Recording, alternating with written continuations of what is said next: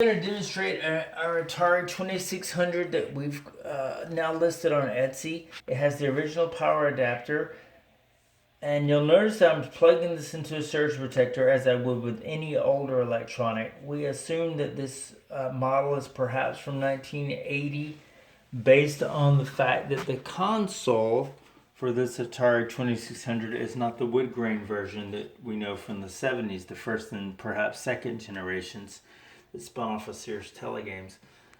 Anyway, this Atari is hooked up to an analog 9-inch television, and I've used a simple adapter here, the game adapter that was sold at Radio Shack back around the same time period.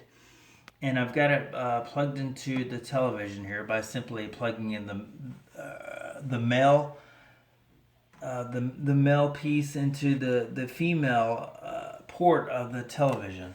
And the way this operates, simply turn the power on, and then I'm going to turn on my television here. And rule 101: never plug turn a Atari 2600 on unless you have the game cartridge already in. Let me just demonstrate how to do that. Simply give it a blow.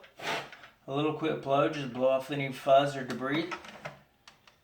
Give it a hearty push, and the game is inside. You don't want to damage anything, so just press it until you feel like it makes a little sound that is securely inserted. I'll turn it on again. I'm going to turn on my television here, and I'm going to do a few little tricks here with the TV. This is an older analog television. Turn up the volume here, and I'm going to reset. And this is a joystick game, and this listing includes 9 joystick games and 5 paddle games for a total of 14 games. So we're going to show this how this works. So I'm going to launch the game. I have no instructions for any of the games.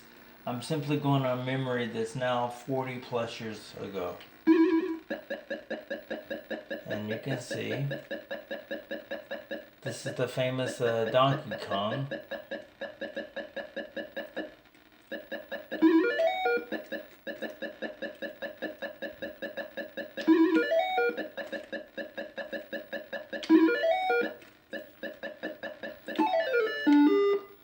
Alright.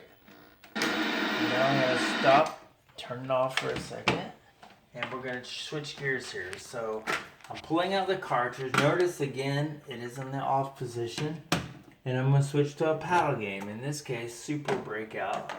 So I'll insert the cartridge. I got the click, take out the joystick, and I'm going to add my paddles, which are 2-player capable. So I simply plug into, it's almost like a VGA cable.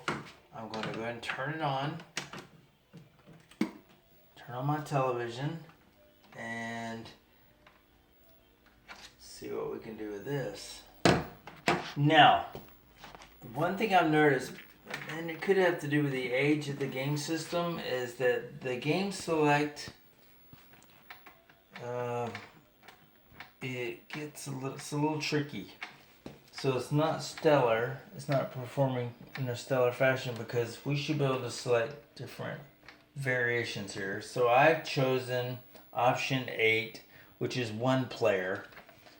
And I've noticed that with several games that the game select is sometimes not completely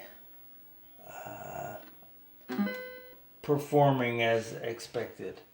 Alright, so I'm going to use the other paddle in this case. Yep, and I'm just giving it a little test drive. Also, I'm going to turn that off my television. I begin this game by pressing the button, and here we go. And as you can see, this is a paddle game, and they just don't make them like this anymore. But the graphics are still, for a game that's, or a system that's over 40 years old, it still holds up pretty well. The sound is alright. And that is the gaming system that we're offering on Etsy. If you got any questions, just send us I use the messaging feature, and we'll get back to you as soon as we can. So I'm going to stop now, power off, and that's it for the demo. Thank you.